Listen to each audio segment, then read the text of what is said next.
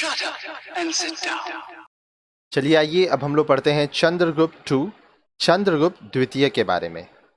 Samudragupta was succeeded by his son Chandragupta II, AD 375 to 414, also known as Chandragupta Vikramaditya. He not only extended his father's empire but also consolidated his position through matrimonial alliances with other royal dynasties of the period. आप देखिए, समुद्रगुप्त के बाद उसका पुत्र चंद्रगुप्त द्वितीय उसका उत्तराधिकारी बना। अब यह माना जाता है सन 375 से 414 तक। अब चंद्रगुप्त द्वितीय को चंद्रगुप्त विक्रमादित्य के नाम से भी जाना जाता है। उसने मात्र अपने पिता के साम्राज्य का विस्तार ही नहीं किया, बल्कि इस युग के अन्य वंशों के साथ वैवाहिक संबंध द्वारा अपनी स्थिति को और अच्छा बनाया। तो वो क्या करता था कि दूसरे वंश के जो लोग थे, जो शासक थे, उनकी स्त्री के संग, बेटियों के संग, पुत्री के संग व्यवहार करके विवाह संबंध बना के अपने साम्राज्य को और मजबूत किया। He married Kuver Naga, the Naga princess, and had a daughter Prabhavati from her. उसने नागा राजकुमारी कुबेर नागा से विवाह किया तथा उसे प्रभावती नाम की पुत्री हुई। Prabhavati was given in marriage to Rudrasena II of Vataka dynasty ruling in Deccan. अब देखिए, प्रभावती का शादी किससे हुआ?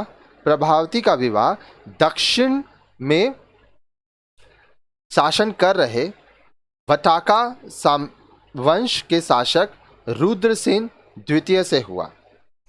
After the death of her husband, Prabhavati ruled the territory as regent to her minor son with the help of her father.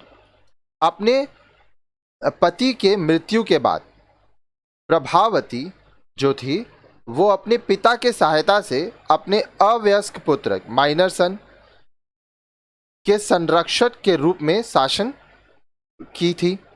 The control of Vakataka territory proved very beneficial to Chandragupta II as he was now able to target his other enemies better. अब देखिए, वकाटक जो क्षेत्र था, इसके ऊपर जो नियंत्रण मिला, इससे चंद्रगुप्त द्वितीय के लिए यह एक वरदान साबित हुआ। उसको बहुत फायदा हुआ क्योंकि अब वह अपने दूसरे जो शत्रु थे उन पर और बेहतर तरीके से आक्रमण कर सकता था। आगे देखिए, His greatest military achievement was victory over the Shak kings who were ruling in Western India for last 300 years. This conquest made Gupta Empire reach up to the western coast. अब उसकी जो सबसे महान उपलब्धि थी, जो सबसे महानतम सैन्य उपलब्धि थी, वह यह थी कि उसने पश्चिम भारत में 300 वर्षों से राज कर रहे, शासन कर रहे शासक साम्राज्य शाक को हरा दिया था। उनके ऊपर वह उसने जीत हासिल की।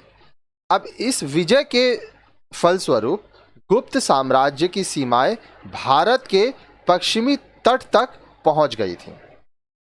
An iron pillar inscription at Mehrauli in Delhi indicates that his empire included even northwestern India and Bengal. अब देखिए, मेहरौली जो कि दिल्ली में है, उस वहाँ पर एक लोहे का स्तंभ है जिसमें हमें यह संकेत मिलता है कि उसके साम्राज्य जो थे उत्तर पश्चिमी भारत तथा बंगाल में भी उसके राज्य थे।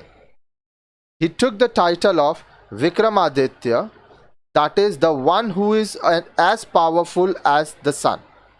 उसने विक्रमादित्य की उपाधि धारणा की, जिसका मतलब होता था सूर्य के समान बलशाली।